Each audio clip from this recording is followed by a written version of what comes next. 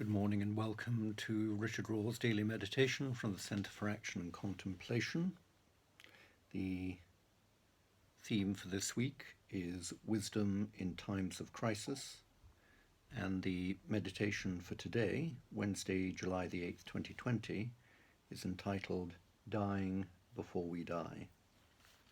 And this is what Richard Raw begins by saying.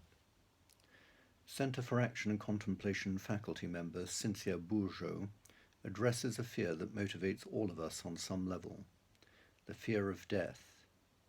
It is a matter of true wisdom to know how to face death wisely and courageously, which is why every religion and culture since the beginning of time has tried to make sense of it in some way. From her home off the coast of Maine, Cynthia shares these words, which come from the very heart of the Christian tradition. What is the wisdom that matters now? For me, it's the Paschal mystery, the passion, death, resurrection, and ascension of Jesus to Christ.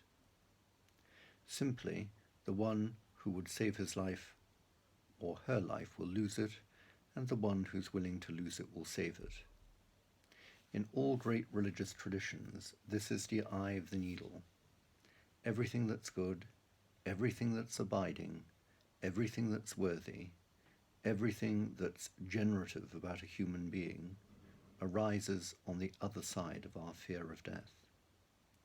The whole tradition we've had of dying before you die sounds like martyrdom from the outside, but what you really discover is it's the gateway to freedom. Jesus within our own Christian path has not only tried to point toward what this new life is, but he also took us there and left us with the promise that he carries us, that he takes it on. Any one of us who summons the great courage within to gird up our loins and die before we die are not left unaccompanied.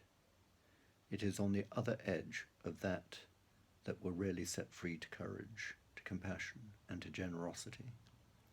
This is where the Paschal mystery begins to come in.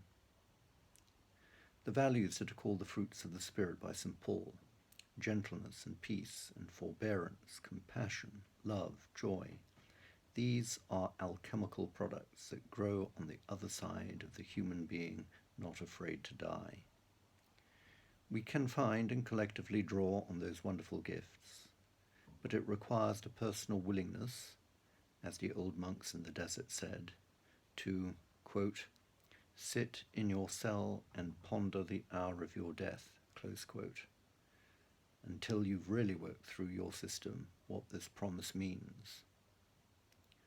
Whether we live or die, we are the Lord's. Romans chapter 14, verse 8.